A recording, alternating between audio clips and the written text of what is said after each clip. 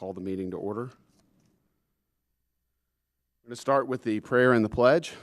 Amy Mazzell Flint is going to lead us in the prayer.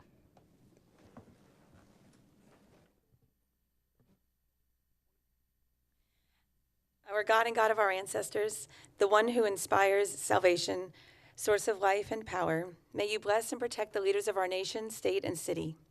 May the Holy One of Blessing bring strength today to the leaders of our community, strengthening them both in body and spirit, and rewarding their efforts with success.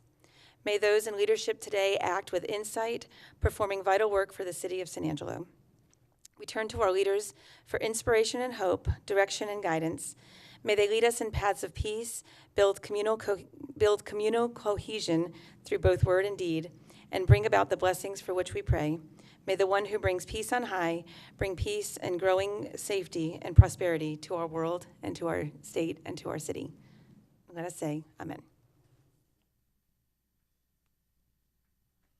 Pledge allegiance to the flag of the United States of America and to the republic for which it stands, one nation under God, indivisible, with liberty and justice for all.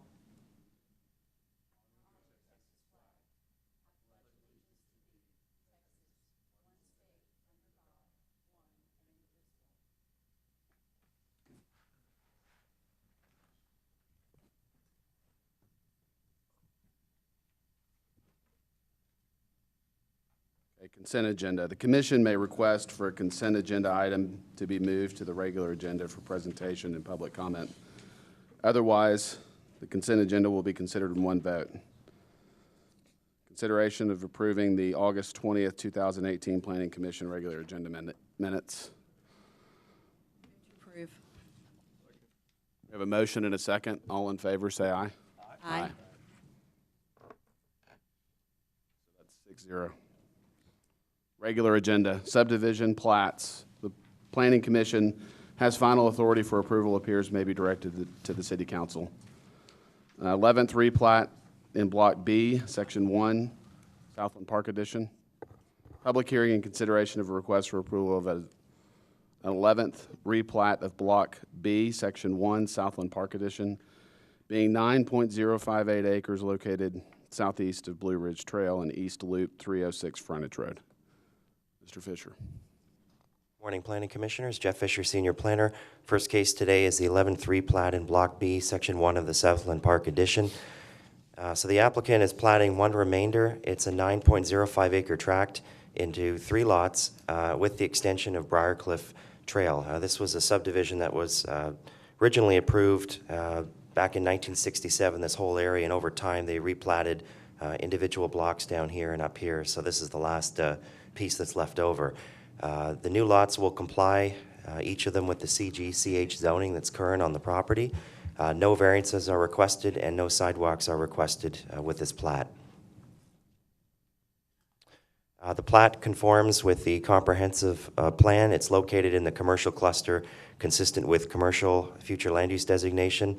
The existing CG/CH zoning will allow a wide range of retail, office, and commercial uses. At the time of platting, the applicant had not indicated what type of commercial, but it could be a wide range in that zoning district.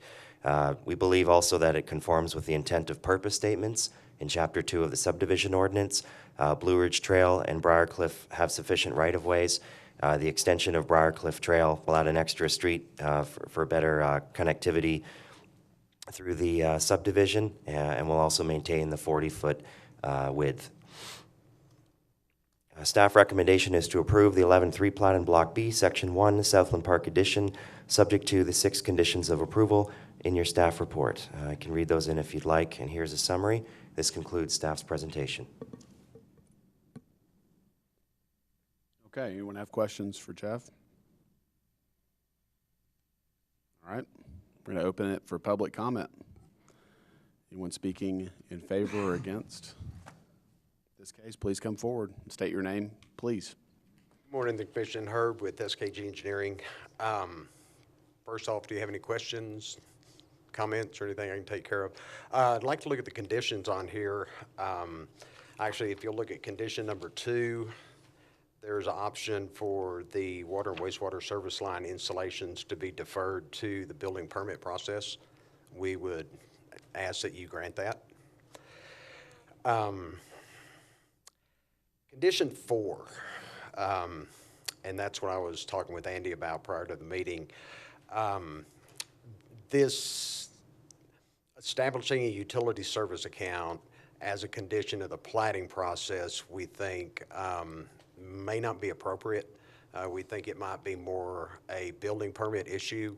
Now, this note first started coming up about 1.5 or 2 years ago, where it was in fact a note as opposed to a condition. And the note was that that you need to contact the Water Utilities Department and set up an account to get your water service, you know, your water and sewer service. And we didn't have a problem with that being a note. Now it's migrated up to where it actually says prior to plat recordation that you need to set up a utility service account with the water department.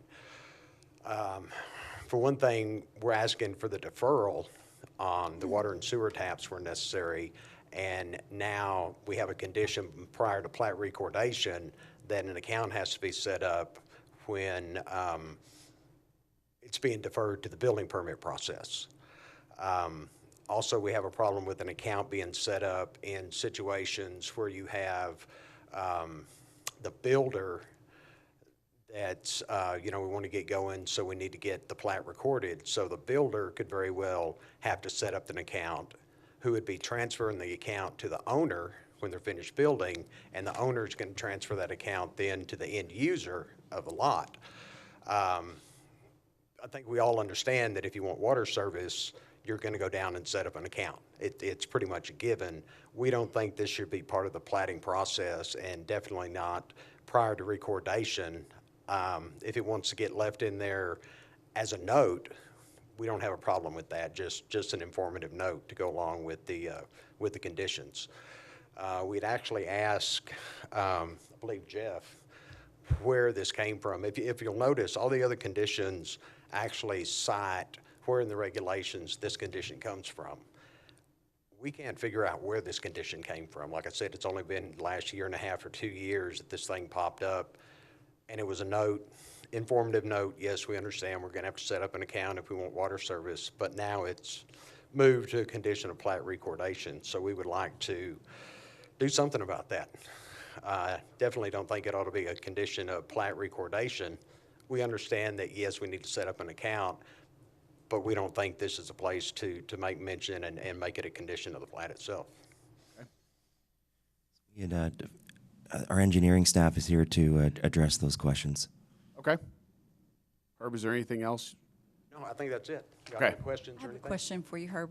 So you would just want it listed as a note, not to defer it also, which would make sense to defer both of those because you can't install or establish until you.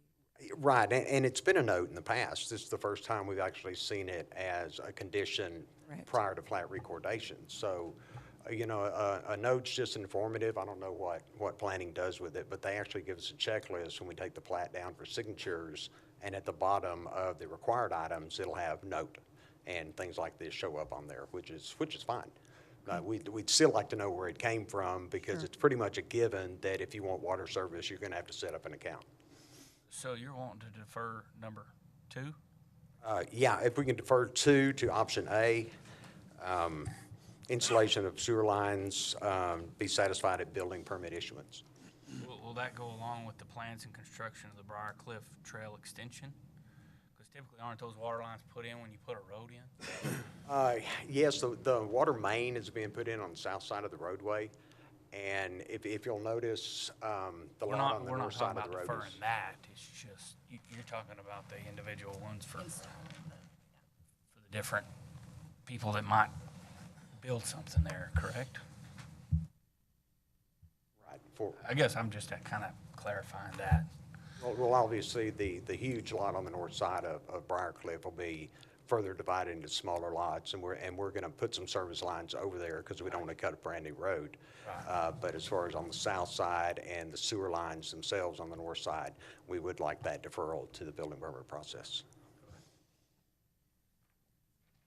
Let me just clarify that to defer number 2 will still require a financial guarantee.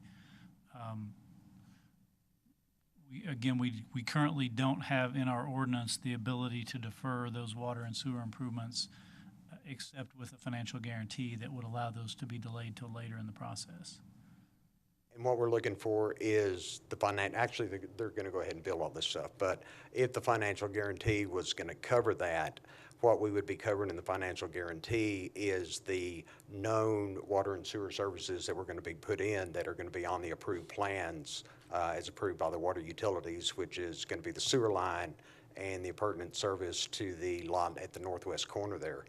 And the other water services that are going to be going on to the north side of Briarcliff so we can avoid cutting a new street. So, I mean, anything above and beyond that would be deferred to the building permit process, and the cost would be on the developer at that time. You're talking just this individual service to, say, to the business, the tap and into the business. We're not talking about the water and the sewer Main lines. Okay. Deferred Yeah, then that's fine. Yeah, just the service lines. Right. Okay. Well, subject to, yeah, you guys are okay with that? Okay. I think Andy might have something to say. Anything else? Thank you. Thanks, Herb. Andy Vaselio, Assistant City Engineer. Allow me to provide a little clarification on this, please. Regarding number 2, we did have a consultation regarding this project, and it's a commercial development. Typically, we like to see the service lines installed, especially if there's a new road going in. But in this case, we talked to SKG about it. They don't know exactly how they're going to break the lots up. So during the consultation, and at this point, we're okay with deferring those service lines until the building permit phase, because they don't know how they're going to break that all up. So we are in support of deferring number 2. Regarding number 4, that was what I'll call a miscommunication on our end. These service accounts are usually tied to new taps, and so we shifted it towards from the note to a condition. We're going to evaluate our process, have some more internal discussions, but for this case, we're okay leaving it as a note or allowing that variance in number 4. So certainly apologize for any miscommunication on that. But again, we're trying to get some confirmation on our internal processes to make sure that we're covering our bases all the way around to protect both the city, but also help the developer. So I hope that helps clarify some items. Definitely helps. Anyone have questions for Andy? I think we're set. Thanks, Andy.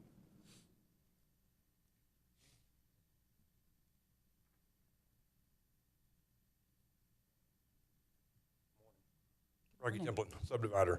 As a subdivider, I do have a question on that number 4, because in every dealing I've had with the water department and as a builder, that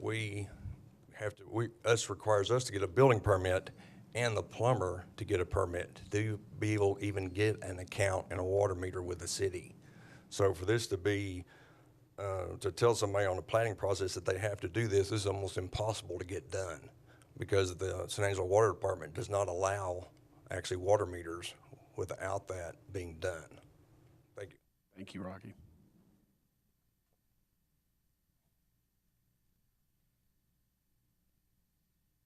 I would like to clarify again, for this project for number 4, we support to defer that. To Rocky's point, though, we have had points where we did require the tap to be in before the plat recorded, and we worked with water utilities to get it done. So in this case, we support deferring number 4, but again, there are specific situations where we've had to go ahead and do that, where they've set up a service count and it has been done. So I guess from the Planning Commission's perspective, we at least want you to know that there are different circumstances depending on the type of development and what we're trying to achieve. Understand? I think what Rocky's point is that you've got to have an account, well, a permit in place in order to get an account. And what you're saying is they need an account to get a permit. So as engineering, we've been in the middle of that with water utilities telling the developer they can't get it, but we've actually talked to water utilities and say, hey, here's a circumstance, please get the water tap done. So to Rocky's point, I agree in a lot of cases that it's not necessary, but there have been cases where we've been in the middle of that to help move it forward. So. Okay. Thank you, Andy. I would hope, bottom line, if in the motion we could just do away with condition number 4, or if you'd like, move it Move to it a to the note notes. portion and not a condition. All right, thank you.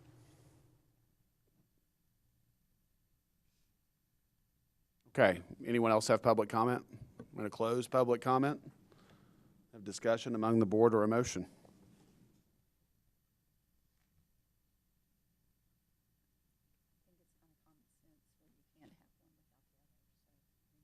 Yes.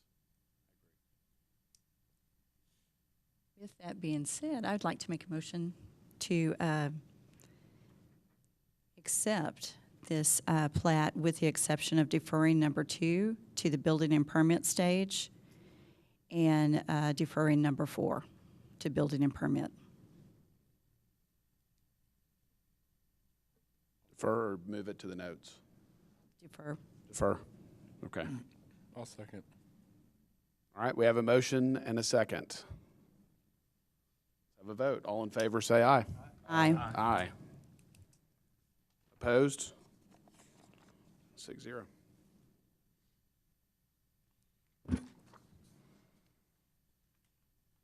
All right. Replat of lots 1 through 5 and 22 through 27, Block 4, Monterey Edition. Public hearing and consideration of a request for approval of a replat of lots 1 through 5 and 22 through 27, Block 4, Monterey Edition, and a partial variance from Chapter 10-3A2 of the Land Development Subdivision Ordinance to allow 5 feet in lieu of the required 7 feet of additional paving width and no sidewalk for San Jacinto Street, an urban local street, being 1.840 acres located southeast of Bryant Boulevard and West Avenue Z. Mr. Fisher. Morning again, Planning Commissioners. Jeff Fisher, Senior Planner. This is a replat of lots 1 to 5 and 22 to 27 in Block 4 of the Monterey Edition. A few months back, you might be familiar with this, they had brought forward a right-of-way abandonment. The applicant's planning to develop this entire area here, which is cut up into smaller lots. They got an approval from council. It passed on September the 4th to add an extra 15 feet on the west side of Ben Ficklin Road. It's an unpaved portion, as well as abandonment of the alley. So those quitclaim deeds will be going through real estate shortly, and then they can, if this passes today, they'll be able to record this plat in the solid red lines as you see here. So it was originally 11 lots, the abandoned 20-foot alley, and the 15 feet of West Ben Ficklin now into one plat. The lots will comply with the CN and the CGCH zoning. The 4 lots to the west are CN, and the remainder is CGCH. They have requested one partial variance to allow 5 feet in lieu of 7 feet of additional paving on San Jacinto. So they are giving up the right-of-ways. They are adding sidewalks. I'll show you in a minute. There's some above-ground fiber optic lines from Frontier Communications that somewhere between 5 and 6 feet back, so they can pave 5 feet. They can't get the extra 2 feet without having to move those lines, which would be very cost prohibitive. So they're requesting that one partial variance on the extra 2 feet. Here's a good, I guess, rendering of what they want to do. So Bryant Boulevard is already meets the minimums. They have a 4-foot sidewalk there already, 106 feet of paving and right-of-way. They are dedicating on West Avenue Z an extra 5 feet, their incremental half of right-of-way, so that when the other side develops, they'll have a total of 40. The street is currently deficient at 26 feet of paving, so they are going to add the required 5 feet of paving and a 4-foot sidewalk. So that will, they'll have a sidewalk down West Avenue Z as well. On Ben Ficklin, they've also agreed to put in a sidewalk at the Planning Division's request. That right-of-way is more than sufficient, and they've got the 50-foot paving already, so no other changes on Ben Ficklin. And finally, on San Jacinto, a partial variance.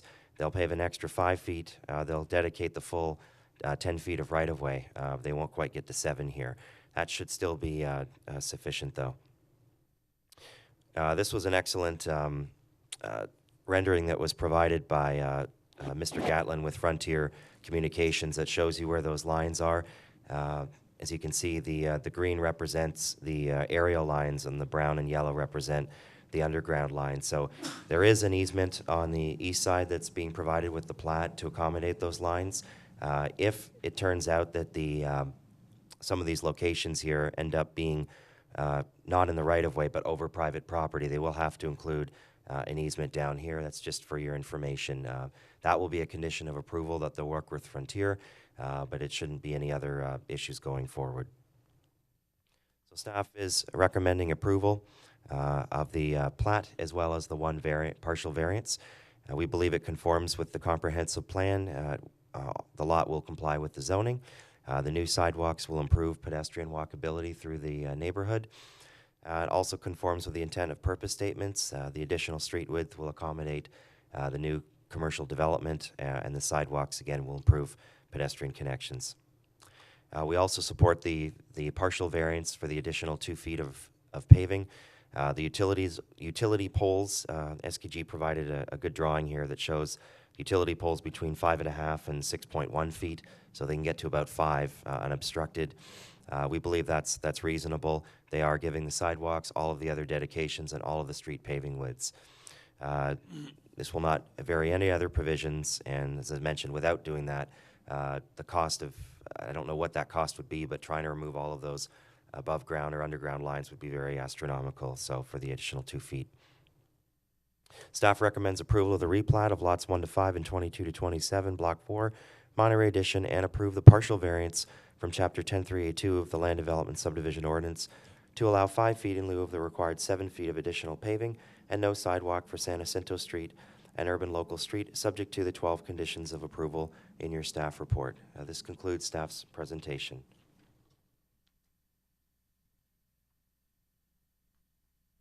Anyone have questions for Mr. Fisher?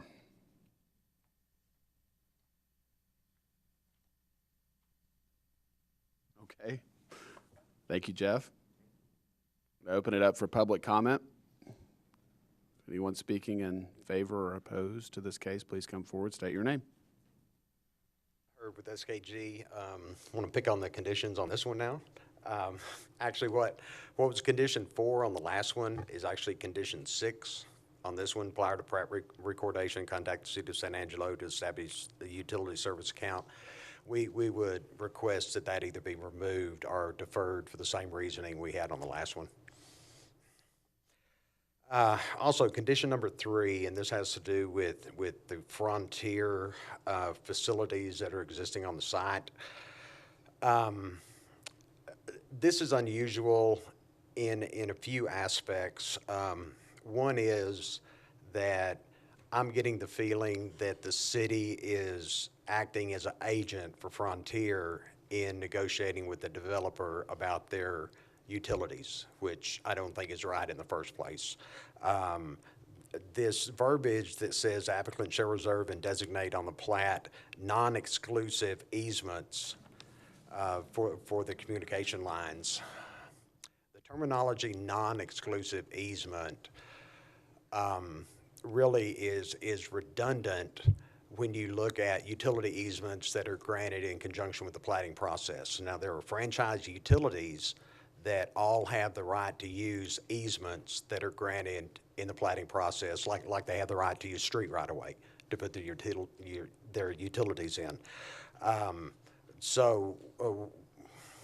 If they were looking for that terminology, non-exclusive easement, it doesn't make any sense because easements granted as part of the platting process are, by law, non-exclusive to any franchise utility.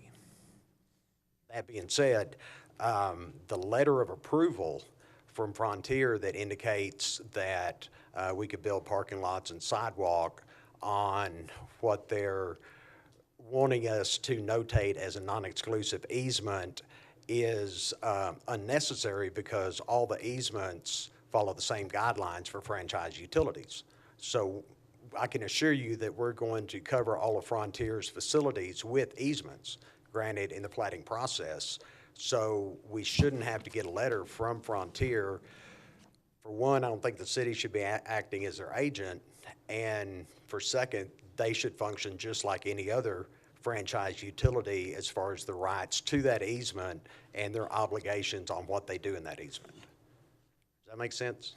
Yes. Mm-hmm. Okay, so we'd actually like to do away with condition number 3.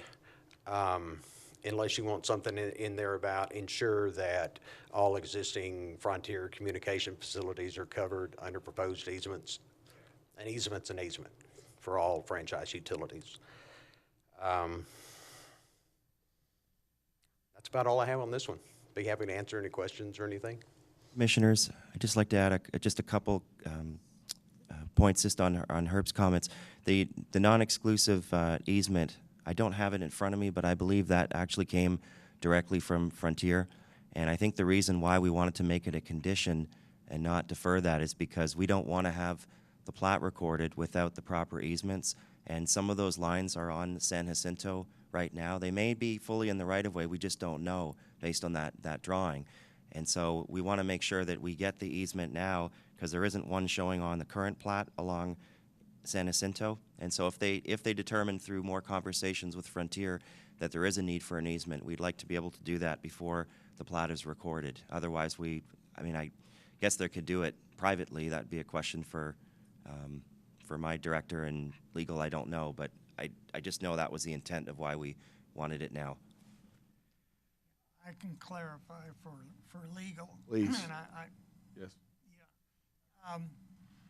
If the lines are already on private property, they should be there with an easement on that property, or they should have gotten an easement from the private property owner.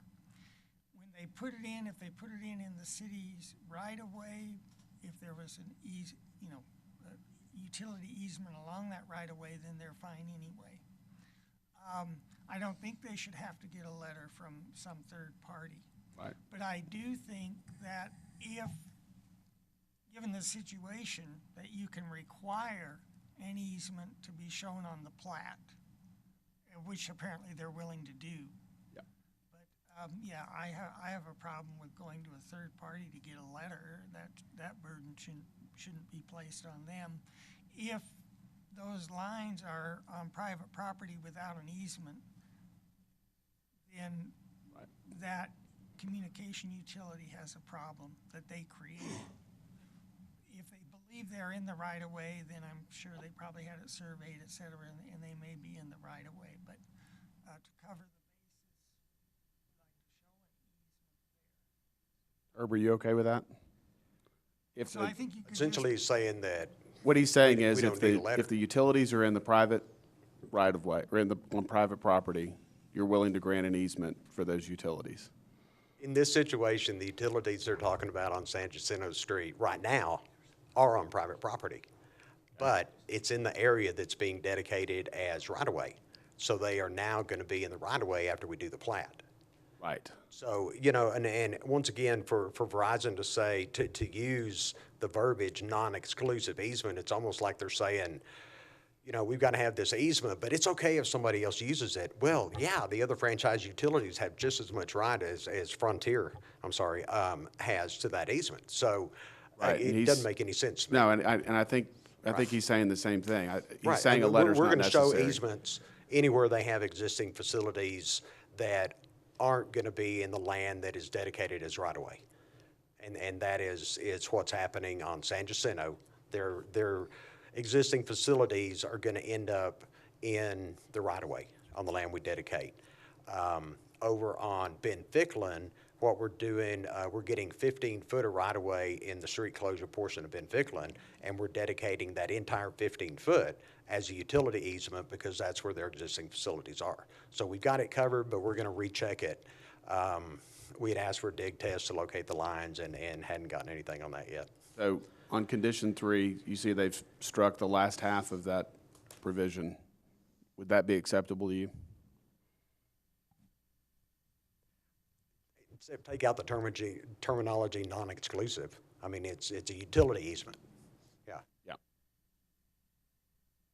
And it's for not only overhead and underground telecommunication lines, but for any franchise utility. It's a utility easement for anybody that has the right to be in there. So I don't know how y'all want to approach You guys that as long as understand you understand the situation. what he's saying? He wants to do. broaden the terminology. I think we've typically used the term non-exclusive just to clarify that it is an open easement available to everyone.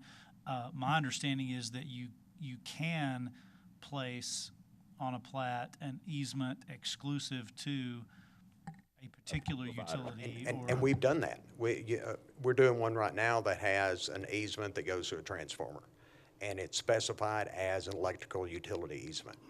We've also done them in the past where they go to a fire hydrant, and it's specified as a water utility easement.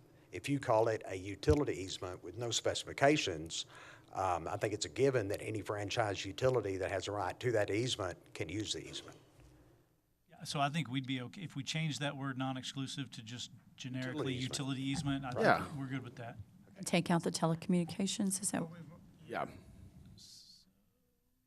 real problem is the overhead and underground utility communication lines. If that was just changed to a utility for utilities, it could still be non-exclusive or whatever. But yeah, if that was changed to utilities instead of limiting it to underground. Designate the plat utility easements in the vacated rights of way. Is that okay with you guys? Okay. Sure. Look okay with you, Herb? Yeah, we're going to cover their facilities where needed with the utility easement, but it's for everyone. Right. Right. I So understand. any excessive verbiage on top of the verbiage utility easement is really uncalled for. It's unnecessary. Okay. You just want plat I easements, think not, really condition 3 might read, ensure that all Frontier existing utilities are covered within a utility easement, if anything.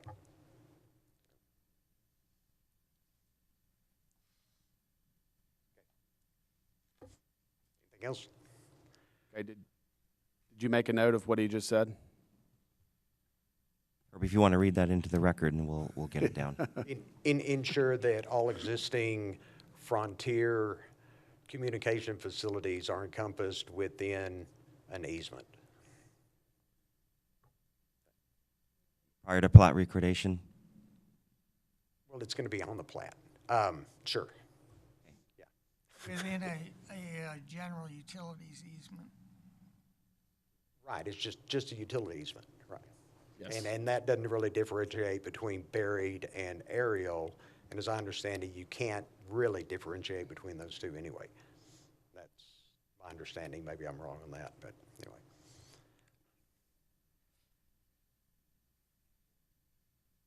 All right, thank you. Okay, thanks, Herb. thank you.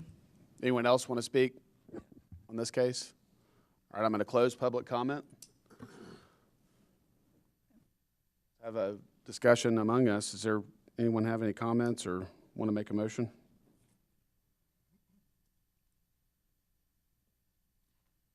I will make a motion.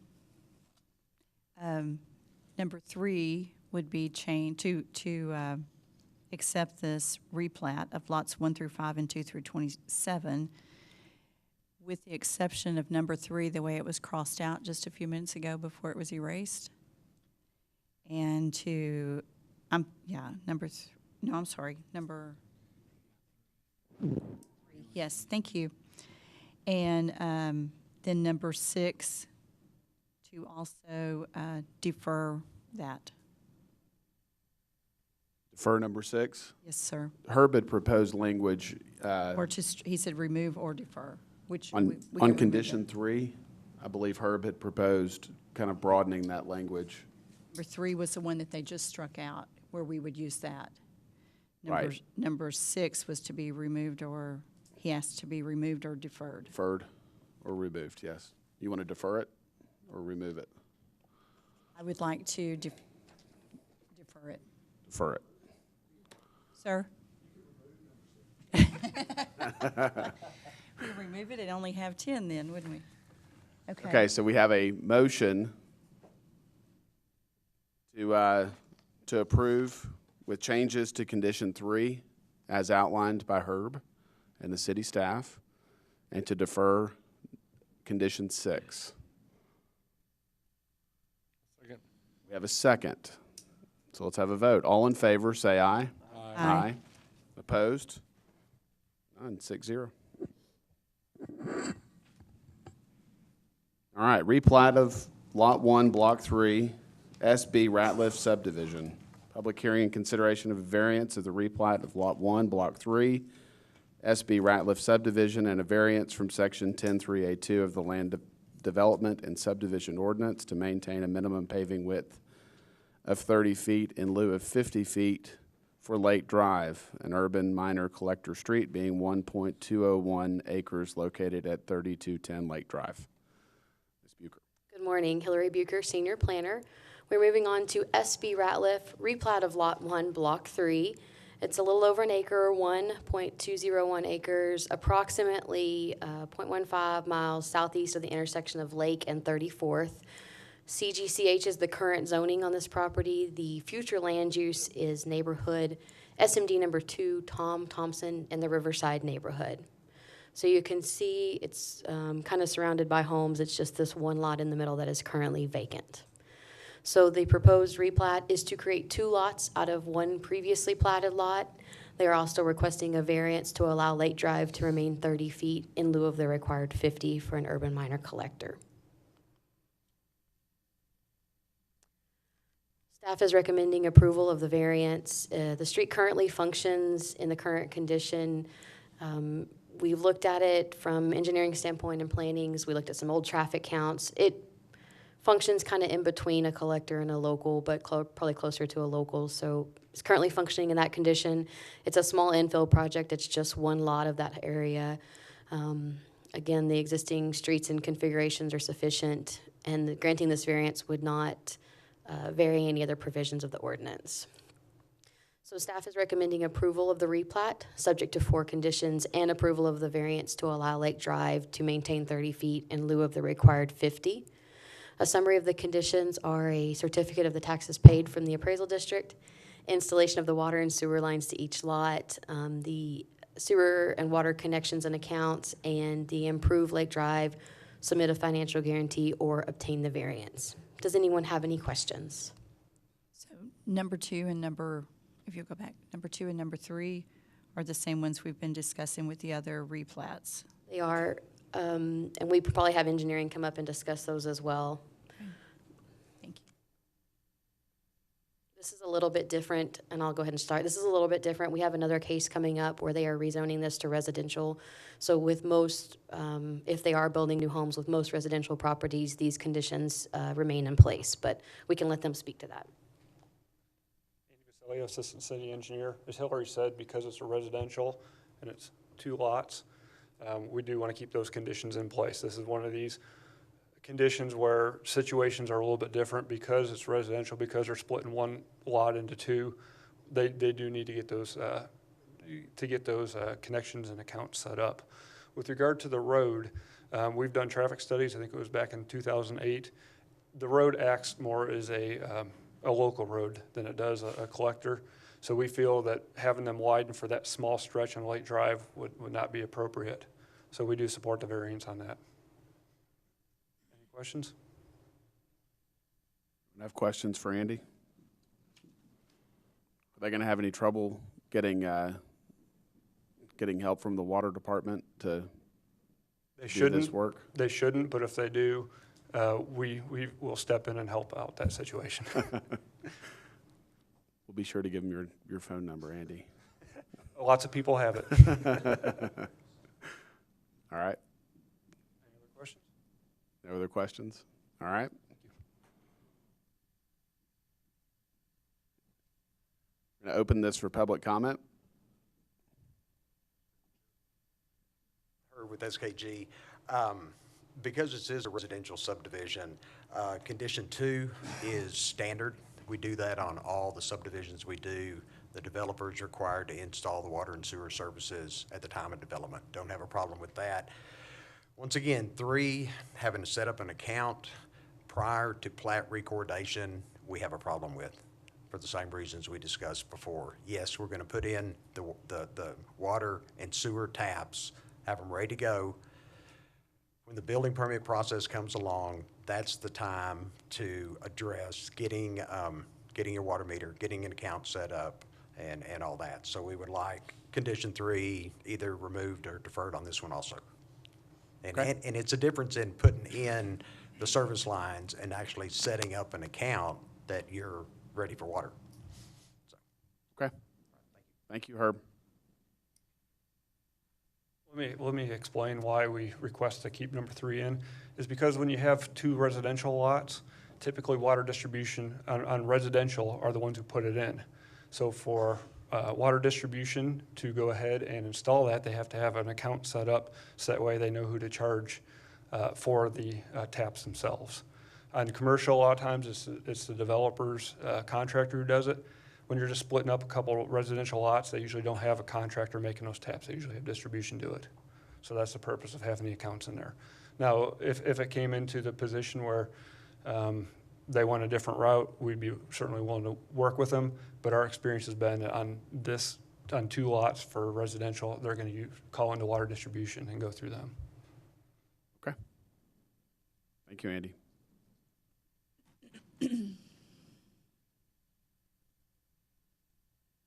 Rocky Templin, subdivider. I'd have a question on this. I'd like to know where this is in the land development and subdivision ordinance. Because in 2, you're telling him he's gonna put in a water line and a sewer line to each of the lots. So why is a subdivider putting in a water meter?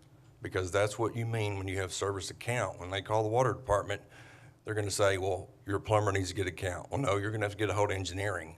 And then a subdivider should not be putting in water meters. We put in water taps and sewer taps, and we pay for those, whether we put them in individually or the city puts them in. If the city puts them in, the subdivider is still gonna pay for that water tap or sewer tap, but they shouldn't be having to pay to put in a water meter. I still hadn't found it in the subdivision and land and subdivision ordinance.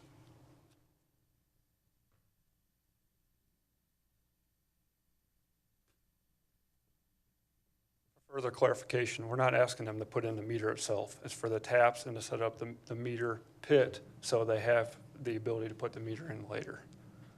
So just a point of clarification. And to Rocky's point, where it is in the ordinance, I don't have the capability right now to be able to give that. I'd have to go back and look through it and cite it. But off the top of my head, I don't have that citation. But my understanding is the city water department cannot open an account unless they're doing the actual utility at that time. They already have the developers or subdividers do the water and sewer lines, but in order to do the sewer connections and accounts, you have to have everything done, correct? Yeah, in this case, the water and sewer mains are already there, and so they just need to tap onto those existing mains. And because they're not going to have a water and sewer contractor out there, they typically will just call, because it's more efficient and cost-effective to have our water utility department do so. And so for them to be able to make the tap, they have to have somebody's name on the account, so that way they can know who to send the bill to.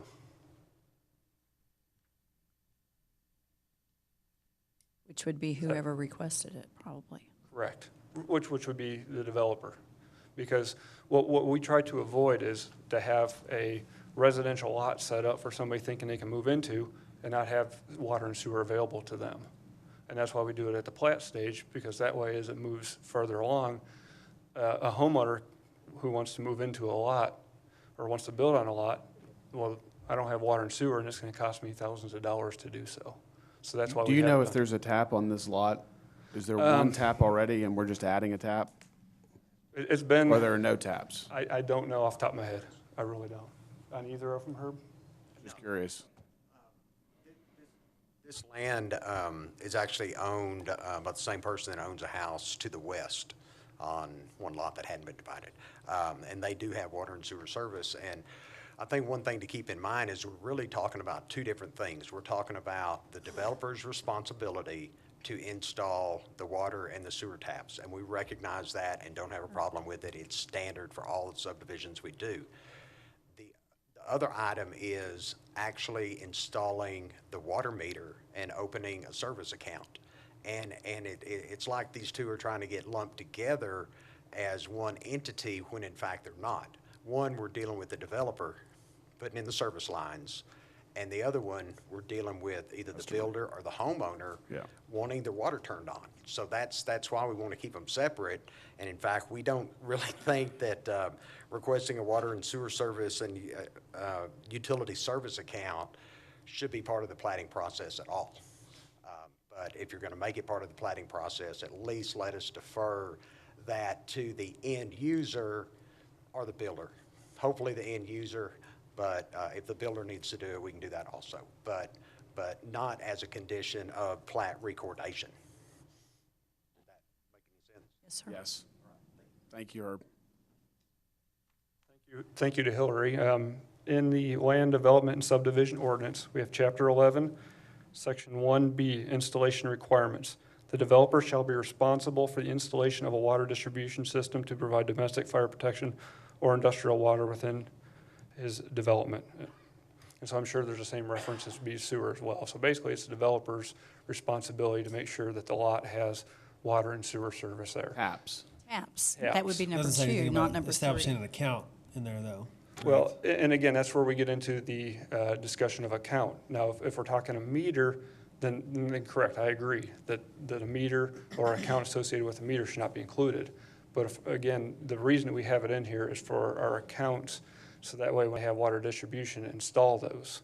Now, if I believe, Rocky, you said that was is this your development, Rocky? Okay, that's not yours.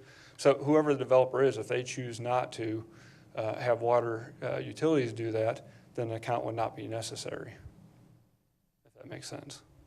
Wait, if you'll read that one more time, because I'm not understanding anything about number 3 being in that ordinance that you're reading. The developer shall be responsible for the installation of a water distribution system to provide domestic fire protection or industrial water within his development. Which is the, Oh, okay, thank you. And then number 2 underneath it, service connection shall be provided for each lot or parcel of land requiring service.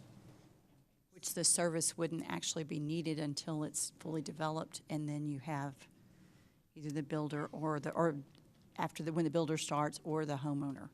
Well, it's So part of the that should plating. be- It's part of the plating process. This is part of the land development subdivision ordinance under requirements for plating. Let's read it one more time.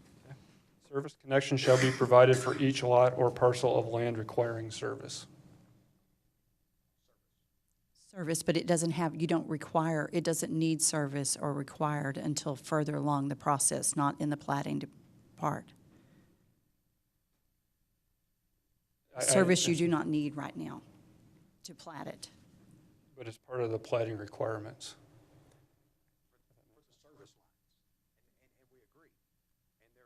Again, trying to lump both of these together, that the installation of the service line, which is a responsibility of the developer and will be paid for by the developer, should in some way be tied to opening an account when you get your water meter.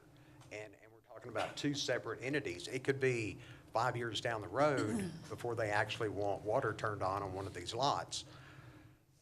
So you're going to have an account open for that long for no reason? It doesn't make sense. We've got to keep these 2 separate. The developer is responsible for the connection, for the service lines themselves. We understand that. The actual turning on the water, getting your water meter, and setting up an account should be completely separate. I mean, we're talking 2 separate entities doing it, and there's no reason for them to be tied together. And I don't know how to better convince you or to better explain my position that these are 2 separate things we're talking about. Hopefully, I think you'll understand. I do.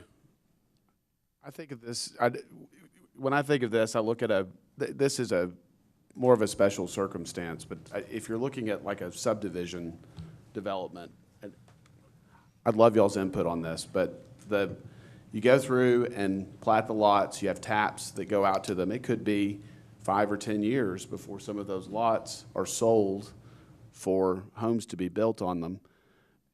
It doesn't make sense for us to have a utility account or to put a meter out there when there's no need for the service. And I agree with that point, Travis, I really do. Okay. But again, the reason for the account, and if this was a 50-lot subdivision, it was coming in brand new. Yes. I would fully agree that comment would not be necessary. Right. Again, it's because it's a very small residential development in this location where the likelihood, from our experience, is that they're likely going to be using the water distribution department to do the tap.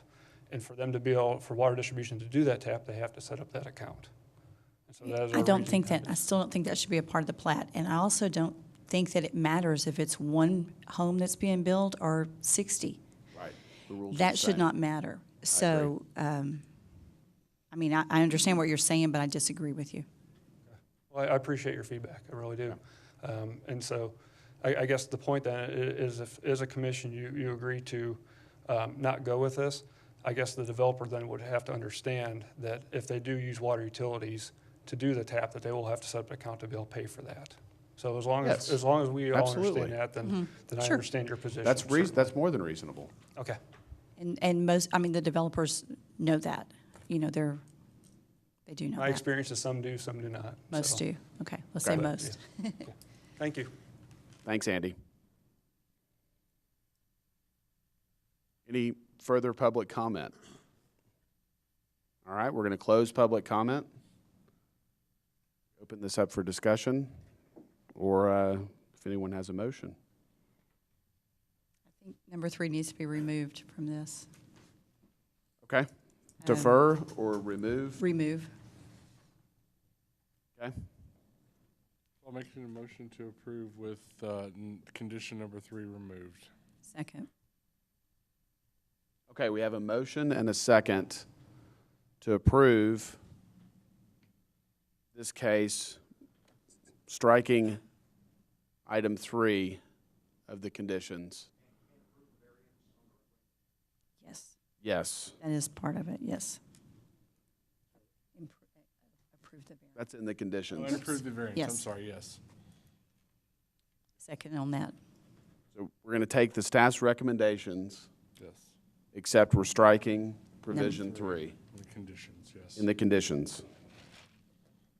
Okay, we have a motion and a second. All in favor, say aye. Aye. Aye. Opposed? None. 6-0. Rezoning. City Council has final authority for approval of rezonings. Z 18-17 Brewer / Cosa. Public hearing and consideration of a request for approval of a rezoning from the light manufacturing zoning district to the two-family zoning district, being 1.308 acres of land located at 501 East Avenue A and 606, 612, 616, and 618 Rust Street. Mr. Fisher. Good afternoon again, Planning Commissioners. Jeff Fisher. Z1817 Brewer is on 1.308 acres southeast of Rust Street and East Avenue A. The proposed rezoning is from light manufacturing ML to two-family residential RS2 in Harry Thomas's district and the Fort Concho East neighborhood. So we were approached by the applicant recently, who owns 606 Rust Street, which is this property here that's currently vacant. This is the last remaining block in about a third of a mile stretch. Everything east of Rust Street is now two-family residential, RS2, predominantly single-family homes, some duplexes, some apartments, but predominantly all residential. The long-term plan also reflects that too as a neighborhood. For whatever reason, this was the last block that was never rezoned. And so all of this area, with the exception of the plumbing business down here, is single-family residential homes. The applicant wants to put another single-family home on 606. So the city, their rezoning is for 606. The city has decided to join them in this application and initiate rezoning of the remaining 4 lots here. This would also go to RS2.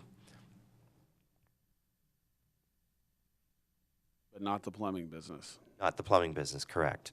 Okay. So these are some photographs that we took of the area. And again, there's that line that was very strong. Everything west of, east of Rust Street is part of that neighborhood that's already there, and everything west is more commercial and industrial. You also have Fort Concho as you go further west. Here's the vacant property at 606, some of the other single-family dwellings that you see along the street, and there's the plumbing business at the end of the street. So staff rationale is to approve the request jointly between Brewer and the city. We believe it's compatible with the plans and policies. As mentioned, it's entirely neighborhood in the future land use and entirely RS2 on the east side of Russ Street. All of the lots pre-existed and comply with the RS2 standards and were already platted as well. That area, like I say, stretches about a third of a mile, and it was 0.35 miles when I measured it. Change conditions. The previous zoning, as probably most of you are familiar with now, we used to have a progressive zoning. So before 2000, that industrial designation, ML used to be called M1. It used to allow commercial and residential as well as industrial in it. And then after 2000, we went to the current model of zoning where only industrial uses were allowed. And so they can't build another home here without changing the zoning. No effects anticipated on the natural environment. We believe there's a community need. The applicant did mention he's applying for an affordable housing tax credit for that home. So there'll be one more home in that neighborhood. And as mentioned, the lots were already platted. 50 notices were sent out. We did receive one back in favor. We've passed along to you and none in opposition. Staff recommendation is to approve a rezoning to the light manufacturing ML zoning district, to the two-family residential RS2 zoning district on the subject properties, 501 East Avenue A and 606, 612, 616, and 618 Russ Street, and leaving out the plumbing business on the corner. This concludes staff's presentation. Any questions or comments? There's no conditions? No conditions. Thank you. Thank you. Open this up for public comment. Anyone wish to speak in favor or against this case, please come forward. Okay, I'm going to close public comment. Discussion or a motion, please. Motion to approve is written. We have a motion and a second to approve the rezoning as proposed. All in favor, say aye. Aye. Aye. Opposed? None. 6-0. Z18-20, Flores Duran, Cosa, public hearing and consideration of a request for approval of a rezoning from the general commercial, heavy commercial zoning district to the single-family zoning district, being 2.93 acres of land located at 3210 Lake Drive and 3201, 3207, and 3211 Grape Creek Road. Ms. Bucher. Again, Hillary Bucher, Senior Planner. This case is 2.93 acres on Lake Drive, and it actually cuts across two properties that are adjoining Grape Creek Road. It's 0.15 miles south of West 34th and Grape Creek Road. It's an area that we just looked at a replat for, SMD number 2, the Riverside neighborhood. So the future land use for this kind of weird shaped tract is actually neighborhood for all of these, and you can see there's currently residential homes in this area. The CGCH zoning was at a kind of a strange angle here. So the applicant is actually this box right here, and COSA joined in and added those kind of remnant pieces on the back of those residential homes. This is looking east at the subject property from Lake Drive, so that's existing home that's there. There's a vacant lot next to that we just looked at the replat for. They're surrounded by some residential in that area. So the rationale for approval, again, the future land use is neighborhood, so it fits in with that. The proposed development is consistent with the RS1 zoning, and the area does have some mixed uses, but mostly residential surrounding this lot. The area has not developed in a commercial capacity in the past. We don't see any permanent effects on the environment, and then the current and proposed uses is reflective of the continuing need for homes here in the city. It's also compatible with the surrounding residential uses.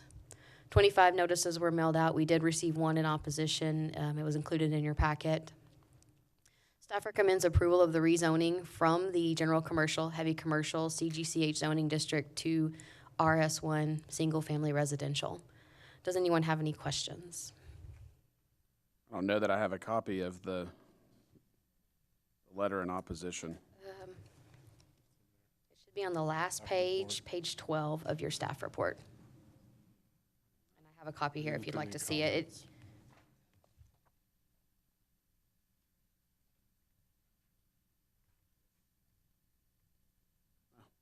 Okay. Pretty straightforward. Okay. Thank you. Anyone else need to see this? No? Okay.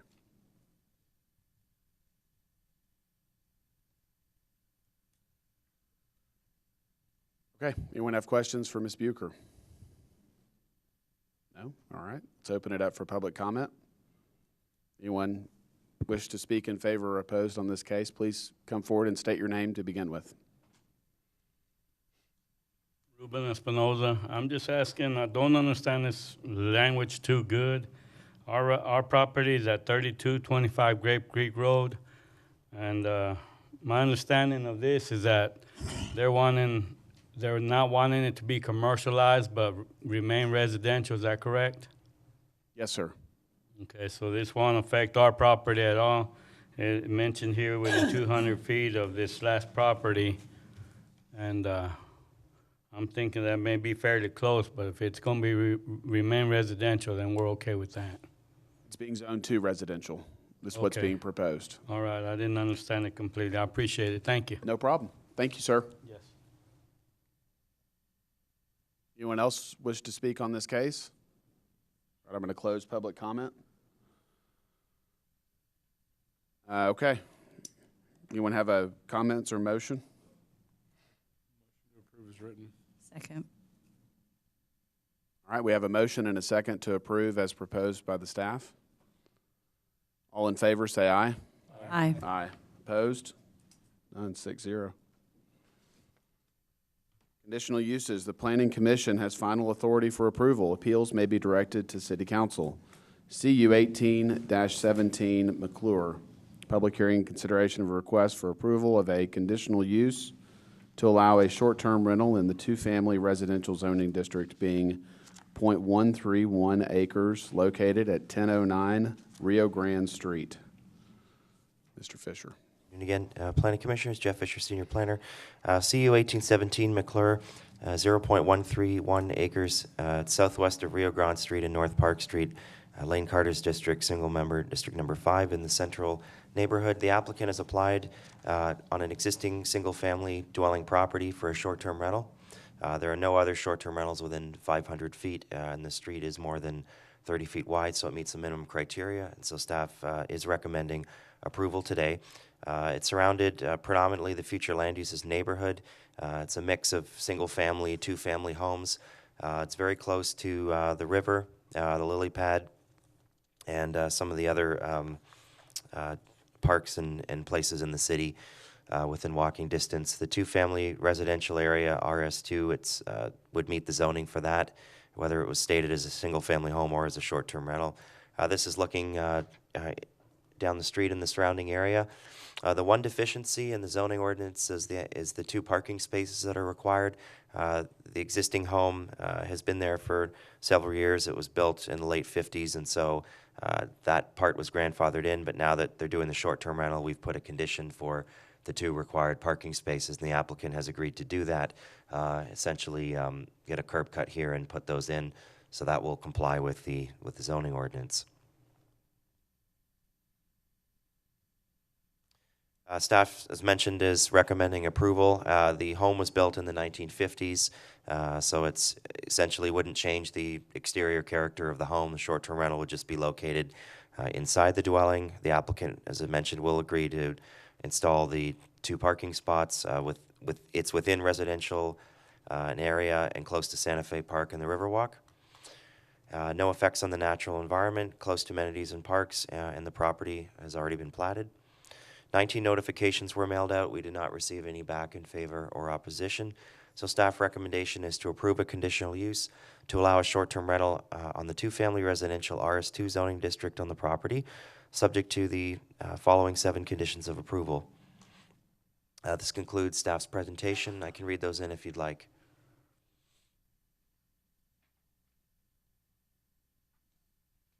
I don't think you need to read them in, but if you could show all of them. Okay. So this is the first one is the 2 parking spots. Second, most of these, by the way, are in section 406 of the ordinance that applies for short-term rentals. So registering the hotel tax with the state and the city. No exterior evidence of the short-term rental should be allowed. Obtaining a certificate of occupancy for the short-term rental. City fire marshals annual safety inspection, just general maintenance of the property, and no commercial outdoor storage. And that's pretty standard from our short-term rentals that we've approved before. Okay. Any questions for Jeff? All right. Thank you. I'm going to open it up for public comment. Anyone wish to speak on this case, please come forward and state your name.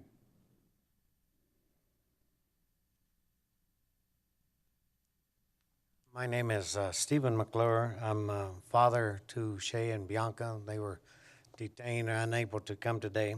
But we wanted to thank the council for considering this information.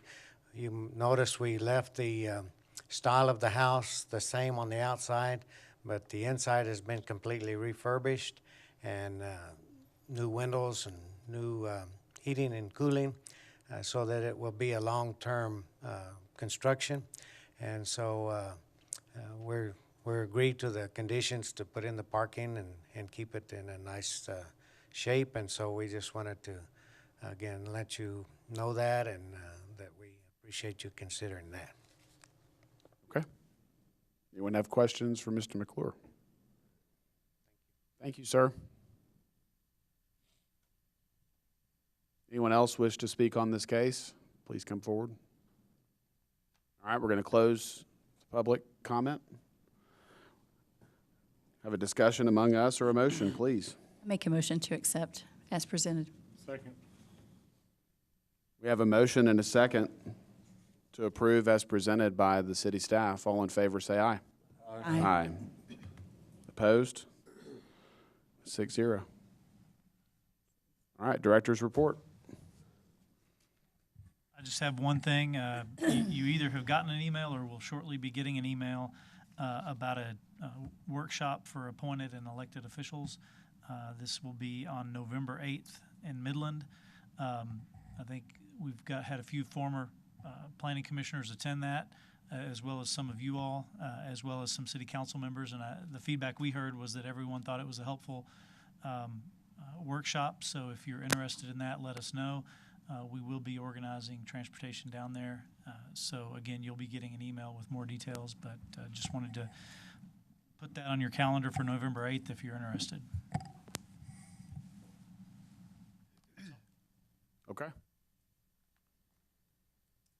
The next regular meeting of the Planning Commission is tentatively scheduled to begin at 9 a.m. on Monday, October 15th in council chambers, the McNeese Convention Center at 501 Rio Concho Drive. Adjournment. Do I have a motion to adjourn? Motion to adjourn. We have a motion and a second. All in favor say aye. Aye. Opposed? None. 6-0. 11.